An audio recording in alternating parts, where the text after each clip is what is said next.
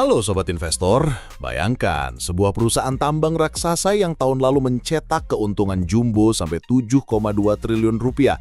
Tapi kini hanya dalam setahun berubah arah dan merugi hingga 2,52 triliun rupiah. Inilah yang sedang dialami Aman Mineral International atau AMMN di semester pertama 2025. Perubahan drastis ini bikin banyak investor garu-garu kepala dan bertanya-tanya apa yang sebenarnya terjadi di balik anjloknya kinerja sang raksasa tambang tembaga dan emas ini.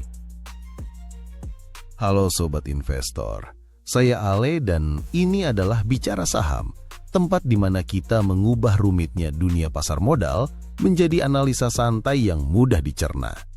Di sini, kita bukan cuma membahas angka-angka, tapi juga cerita di balik setiap pergerakan saham. Mulai dari yang baru pertama kali dengar kata dividen, sampai yang sudah berpengalaman tapi masih penasaran dengan strategi baru. Semuanya punya tempat di sini. Mari kita mulai perjalanan investasi yang cerdas dan menyenangkan. Sobat, penurunan tajam ini ternyata punya penyebab yang cukup jelas.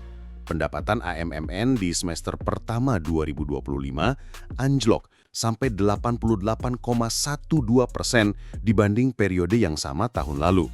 Penyebab utamanya, larangan ekspor konsentrat yang berlaku di awal tahun. Kebijakan ini membuat AMMN praktis tidak mencatatkan penjualan sama sekali di kuartal pertama. Bayangkan saja, 3 bulan penuh tanpa pemasukan dari ekspor jelas memberi pukulan besar pada arus kas dan kinerja keuangan perusahaan. Sobat, meskipun awal tahun ini AMMN seperti terpukul keras, ada sedikit titik terang yang mulai terlihat. Produksi katoda tembaga pertama akhirnya berhasil dilakukan di akhir Maret 2025. Sejak itu, volume produksinya perlahan tapi pasti terus meningkat sepanjang kuartal kedua. Proses ini terjadi seiring dengan upaya stabilisasi dan perbaikan fasilitas smelter yang memang membutuhkan waktu dan ketelitian ekstra. Jadi, walaupun jalannya belum mulus, setidaknya roda produksi sudah kembali bergerak, memberi harapan bahwa performa operasional bisa membaik di periode berikutnya. Sobat, di balik kabar peningkatan produksi tadi, tantangan besar ternyata masih membayangi AMMN. Proses commissioning smelter tembaga yang rumit membuat perusahaan harus ekstra hati-hati agar semua berjalan aman dan lancar. Ditambah lagi, kesiapan operasional yang belum sepenuhnya matang bisa menjadi faktor penentu yang mempengaruhi seberapa banyak produksi yang bisa dicapai hingga akhir tahun ini. Artinya, meskipun ada pergerakan positif, jalan menuju pemulihan penuh masih dipenuhi rintangan yang perlu diatasi dengan strategi dan eksekusi yang tepat. Sobat, di tengah tekanan kinerja dan tantangan operasional yang belum reda, AMMN tidak tinggal diam. Perusahaan ini kini sedang menjalin diskusi intensif dengan pemerintah, membahas kemungkinan diberikannya fleksibilitas ekspor konsentrat. Langkah ini diharapkan bisa menjadi jalan keluar untuk menjaga kelangsungan operasi, sekaligus tetap memberikan kontribusi fiskal bagi negara. Kalau negosiasi ini berhasil, dampaknya bisa sangat signifikan, karena artinya AMMN punya ruang gerak lebih luas untuk menggerakkan roda bisnis di tengah situasi yang penuh ketidakpastian. Lalu, bagaimana kondisi fundamental dari Aman Mineral International saat ini? Ayo kita review. Jangan lupa like, subscribe, dan share video ini agar sobat sekalian tidak ketinggalan update terbaru seputar dunia saham.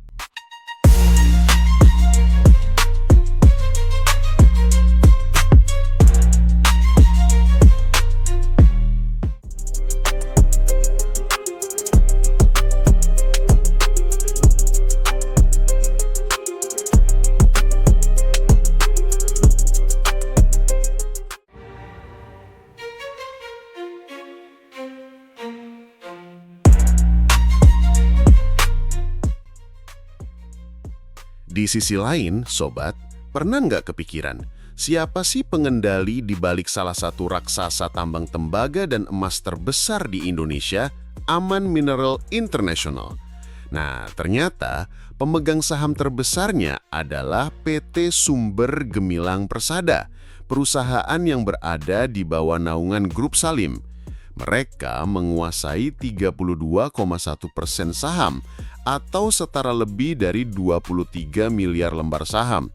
Sementara itu, masyarakat luas memegang sekitar 17,8% atau hampir 13 miliar lembar saham.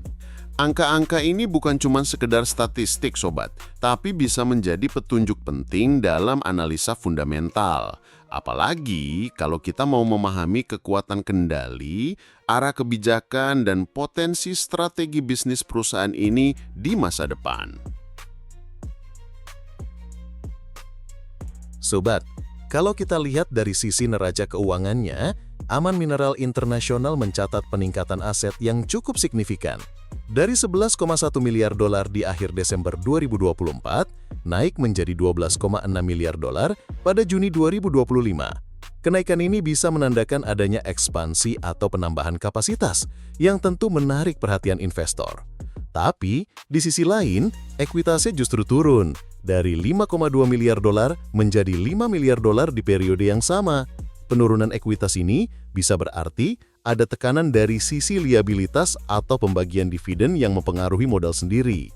Nah, inilah kenapa dalam analisa fundamental, sobat nggak cukup hanya lihat satu angka yang naik, tapi juga harus melihat gambaran besarnya, supaya tahu apakah kenaikan aset ini benar-benar sehat atau justru ada beban yang mengintai. Sobat, di balik kenaikan aset yang kita bahas tadi, ternyata ada cerita lain yang harus kita cermati. Liabilitas Aman Mineral International melonjak dari 5,8 miliar dolar di akhir 2024 menjadi 7,6 miliar dolar di Juni 2025. Artinya, beban utang perusahaan bertambah cukup signifikan hanya dalam waktu 6 bulan. Dan yang bikin situasinya makin menantang, penjualannya justru anjlok drastis. Dari 1,5 miliar dolar di Juni 2024 menjadi hanya 182 juta dolar di Juni 2025. Kombinasi antara naiknya utang dan turunnya penjualan ini ibarat mobil yang gasnya dilepas. Tapi remnya juga nggak bekerja sempurna. Resiko finansial jadi makin besar kalau manajemennya tidak segera mengendalikan arah. Sobat, kalau kita lihat dari sisi biaya, beban pokok penjualan Aman Mineral International memang turun tajam. Dari 696 juta dolar di Juni 2024 menjadi hanya 126 juta dolar di Juni 2025. Turunnya biaya ini wajar, karena penjualannya juga ikut jeblok. Tapi, di sisi lain, ada angka yang justru bikin kening berkerut. Beban keuangan naik dari 130 juta dolar menjadi 167 juta dolar di periode yang sama. Artinya, walaupun biaya operasional inti menurun, tekanan dari biaya bunga dan kewajiban keuangan lainnya justru makin berat, yang ujungnya bisa terus menggerus profitabilitas perusahaan kalau tidak segera dikendalikan.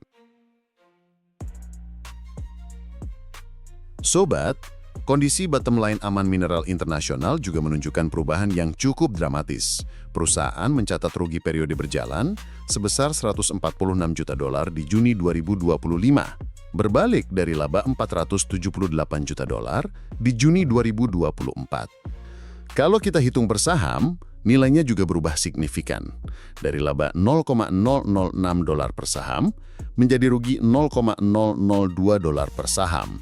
Angka ini memberi sinyal jelas bahwa tekanan pendapatan dan tingginya beban keuangan telah menggerus profitabilitas, membuat performa perusahaan tahun ini jauh dari kata ideal.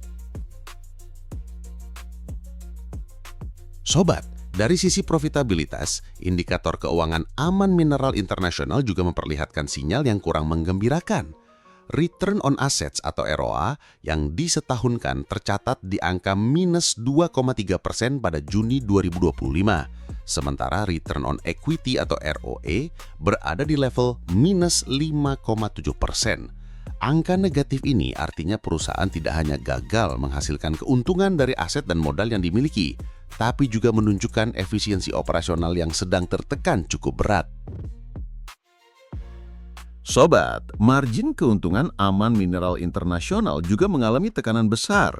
Net profit margin yang disetahunkan tercatat di level minus 80,1% pada Juni 2025. Angka ini menggambarkan bahwa dari setiap Rp100 pendapatan, perusahaan justru merugi Rp80 lebih. Tidak hanya itu, debt to equity ratio atau DER mencapai 150,7%, yang berarti jumlah utang perusahaan jauh lebih besar dibanding modalnya. Kondisi ini menandakan struktur permodalan yang semakin berat dan membuat beban bunga keuangan berpotensi menekan kinerja di periode mendatang. Sobat, dari sisi arus kas, Aman Mineral International juga menghadapi tantangan besar. Pada Juni 2025, arus kas yang digunakan untuk aktivitas operasi mencapai $643 juta. Artinya, dari kegiatan utama bisnisnya, perusahaan justru mengeluarkan lebih banyak uang dibanding yang masuk. Tidak berhenti di situ, arus kas untuk aktivitas investasi juga cukup besar, yaitu $719 juta. Ini menunjukkan bahwa perusahaan masih menggelontorkan dana signifikan untuk pengembangan aset, yang di satu sisi bisa menjadi strategi jangka panjang, tapi di sisi lain memperkecil likuiditas di jangka pendek. Sobat, di tengah tekanan kinerja operasional dan investasi, Aman Mineral International ternyata mendapatkan napas tambahan dari aktivitas pendanaan. Pada Juni 2025, arus kas yang dihasilkan dari pendanaan mencapai $1,6 miliar. Dana segar ini jelas membantu menopang kebutuhan likuiditas perusahaan. Hasilnya, total kas AMMN justru mengalami peningkatan sebesar $269 juta. Artinya, meskipun beban operasi dan investasi tinggi, dukungan dari pihak eksternal seperti pinjaman atau penerbitan saham baru berhasil menjaga posisi kas tetap positif. Namun sobat, strategi seperti ini biasanya datang dengan konsekuensi. Misalnya, beban bunga yang lebih besar atau potensi dilusi kepemilikan. Sobat, dari seluruh data yang kita bahas, terlihat jelas bahwa fundamental Aman Mineral International sedang menghadapi tantangan besar. Memang aset perusahaan meningkat, tapi penurunan ekuitas, lonjakan liabilitas, serta merosotnya penjualan menunjukkan tekanan serius pada kinerja keuangan. Beban pokok penjualan berhasil ditekan, tapi beban keuangan yang naik membuat laba berubah drastis menjadi rugi. Rasio profitabilitas seperti ROA, ROE, dan net profit margin semuanya negatif, yang menandakan rendahnya efisiensi pengelolaan aset dan modal. Bahkan tingginya debt to equity ratio memperlihatkan ketergantungan pada utang yang signifikan. Arus kas operasi dan investasi juga masih negatif, meskipun arus kas pendanaan memberi suntikan dana dan meningkatkan posisi kas. Jadi sobat, meskipun AMMN punya proyek besar seperti smelter yang menjanjikan di masa depan, kondisi fundamental saat ini perlu diwaspadai, apalagi bagi investor yang mengincar stabilitas dan kinerja jangka pendek. Nah, sampai di sini dulu pembahasan kita hari ini. Semoga insight yang kita bahas tadi bisa memberikan pencerahan baru untuk perjalanan investasi kalian. Ingat ya, tidak ada investor sukses yang terbentuk dalam semalam. Semuanya butuh proses belajar yang konsisten dan kesabaran. Kalau ada yang ingin kalian diskusikan lebih lanjut atau punya pengalaman menarik seputar topik hari ini, jangan sungkan untuk berbagi di kolom komentar. Saya selalu excited membaca cerita dan pertanyaan dari kalian semua. Jangan lupa tekan like kalau episode ini bermanfaat, share ke teman-teman yang juga lagi belajar investasi, dan subscribe untuk update episode terbaru. Sampai bertemu di episode selanjutnya, tetap semangat berinvestasi.